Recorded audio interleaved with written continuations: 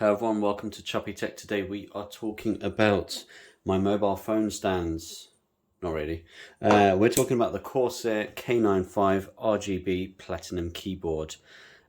It is a mechanical keyboard. I've got the gaming speed switch set up. There's various options. There's silent ones, there's semi sort of pro, there's the mechanical speed switch which I've got here. Ignore the Corsair RGB Iron Claw there. That's a separate thing. Get out of here. There you go. Now, this keyboard here costs £200, and I bought this because I was at the EGX convention and I loved it. It's great to be able to test a keyboard and know that what you want feels good. Now, to talk about this keyboard, first of all, you've got a G1 to G6 switch here. These are customizable. They are not programmed to the keyboard. You have to customize them and use them as you want.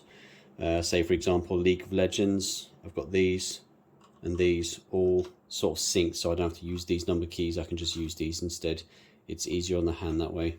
Next, these switches here, your QWER, ASDF, as well as your XCV. They all come different colors. I've put the grey ones on there just because that's the keys that I use for when I'm gaming. And you can of course change the color setup. So as it is now is the spiral rainbow, and if I just load up the IQ software here, this is Corsair's own software, and this is how you customize everything. And if I just tilt this camera up, there you go.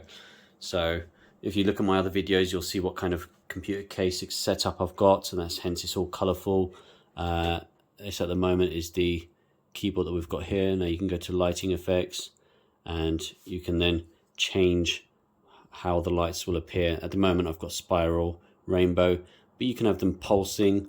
All different areas can have different colors. They can be solid, they can pulse, they can spin, they can wave, the old Mexican wave, ole. But you choose how you want it. I have got it to a spiral rainbow just because that's my favorite, and as you can see the colors are just going in a circle. On top of that, you've got your mute key. You've got your volume up and down. It's just a little sliding, turning knob there. You've got your caps lock and all the other bits and bobs and dials. Now this pad comes off. You can actually disconnect this. You can even take this out as well. It just clips onto the keyboard, so you can have just the keyboard itself if you want. It's double-sided, same thing on both sides, but if you ever get too dirty or too worn, you can just flip it over, put the next side on. I've had this for a couple of months and it's going very well. I'm very impressed with this keyboard. If only I could keep dust out of this.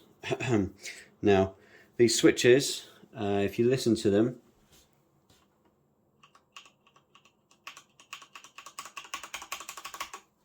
they are a bit noisy, but when you're playing the game, you don't hear them. I'm very sure you won't either. Now, these keys, these are the speed switch keys, so hence, when you touch them, just a minute little press there, that, don't know if you can see that, that alone is enough to activate the key. That's the speed switch. You've got your cherry blue, your cherry reds, all these other keys. This is a speed switch, and it only takes the slightest pressure touch to activate. That's why it's so good for games. You can get the normal keys where you actually have to push them down to activate. That also is an option in the menu of Amazon, I should say. That's where I bought my one from. But if you do want to get the normal keys, by all means do. This is the cherry speed switch. That's about it really. It does have a USB port on the end here as well, so you can power this. I've plugged in this cable to charge my wireless mouse, so it draws power from the keyboard straight into the keyboard, the mouse itself. This cable is quite thick. It comes with two USB ends. One is for the power, one is for the alternate device. So there are, at the moment I've only got one plugged in, and this just draws it straight from that to the mouse. But if you did need the extra power, you plug in the second USB and then you can have something more powerful from here. And that's about it. There's nothing else to it really. However, I hope that you can see how this keyboard is, and that it is very, very responsive. Now, if I show you, let's just load up a little notepad here. Yep, so if I show you the notepad, now if you press it, there you go, it works. But watch, slightest touch.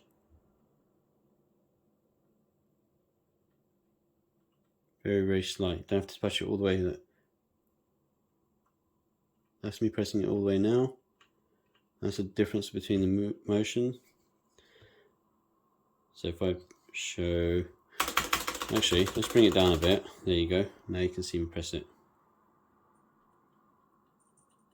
So we've got to press that little movement. But if I push it all the way down, you can see how much my finger moves.